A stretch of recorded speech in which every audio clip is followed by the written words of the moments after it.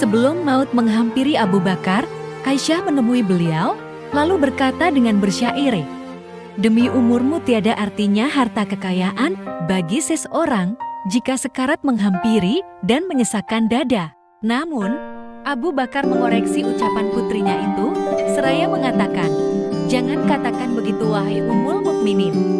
Namun, ucapkanlah dan datanglah sakaratul maut dengan sebenar-benarnya.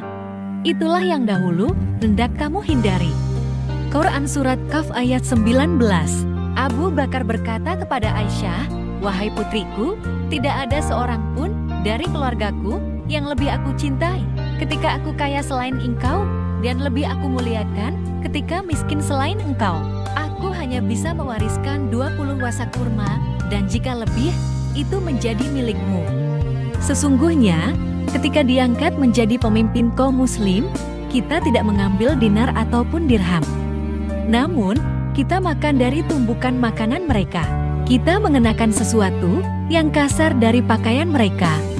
Tidak tersisa pada kita sedikit pun dari harta kaum muslim selain seorang budak Habsyi, unta pembawa air, dan sehelai kain beludru yang telah usang. Jika aku meninggal, berikanlah semua itu kepada Umar.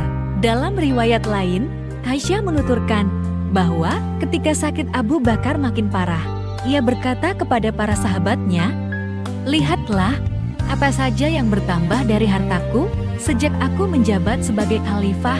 Jika ada, serahkan tambahan harta itu kepada khalifah setelahku." Lalu, Aisyah dengan sejumlah sahabat memeriksa harta Abu Bakar hingga mereka menemukan harta negara berupa seorang budak yang sedang menggendong anaknya, dan seekor unta yang biasa dipakai untuk menyiram ladang milik Abu Bakar. Selanjutnya, budak dan unta itu diserahkan kepada Umar. Umar menangis menerima budak dan unta itu. Ia berkata, "Semoga Allah merahmati Abu Bakar. Sungguh, ia telah menyulitkan orang-orang yang menjadi khalifah setelahnya untuk mengikutinya."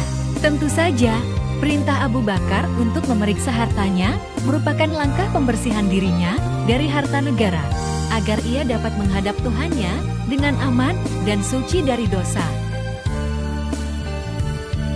Selanjutnya, Abu Bakar menyuruh Aisyah mencuci pakaian yang sedang ia pakai. Baju ini terdapat olesan minyak safaran. Cuci dan tambahilah dengan 2 lapis kain yang lain. Abu Bakar ingin kain kafannya berasal dari pakaian yang sedang dikenakannya.